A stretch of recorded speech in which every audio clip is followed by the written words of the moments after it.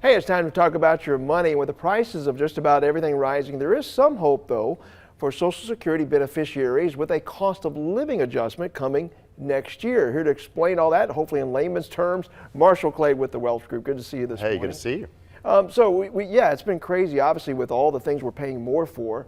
But now you're looking at Social Security and expectations for next year. So talk about the cost of living adjustment that's going to be down the road. Yeah, so if you're operating on a fixed budget, on fixed income, inflation is public enemy number one. So I think a lot of people who are heavily, if not fully reliant on fixed income, albeit, i.e. Social Security, some of these cost of living adjustments are a big deal. So a couple of things to note about Social Security. So first thing to note is that any cost of living adjustment is going to be based on third quarter inflation data. So all of the data that we've received so far this year, it's really meaningless. Now, it'll likely creep itself into the third quarter data, but we're getting some inflation readings tomorrow, and we'll get two more for the rest of the third quarter, and that's what they're going to base the cost of living adjustments on.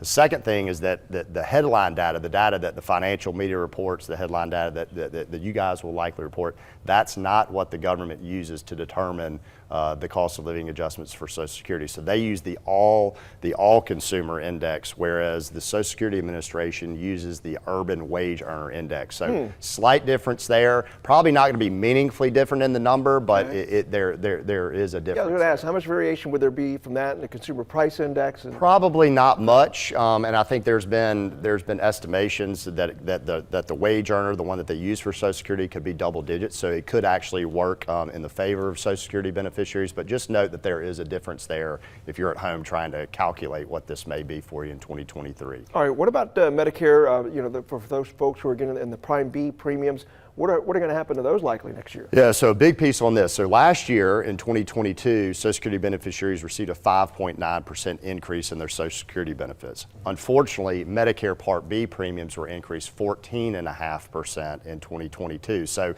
what people saw in their checking accounts from the Social Security Administration wasn't all that much different from the previous year. Now that's likely to change this year, and that's based on an overestimation of the cost of an Alzheimer's drug, which drove that 14.5% increase in 2022. So the Health and Human Services Administration has said that they're going to give Medicare beneficiaries some of that overestimation back in 2023. So there's no guarantee that your Medicare Part B premiums aren't going up, but it's highly likely they're going to stay where they are or down. So if we do get some sort of cost of living adjustment for Social Security, you're likely to see almost all of that in 2023. So that's good news. All right, so that's some light at the end of the tunnel for a lot of folks who are because you said on fixed income right now, they're getting hit pretty hard. Absolutely. So yeah, any increase that you can get, and I would guess, don't hold me to this, but I would guess it's probably going to be 7% or above.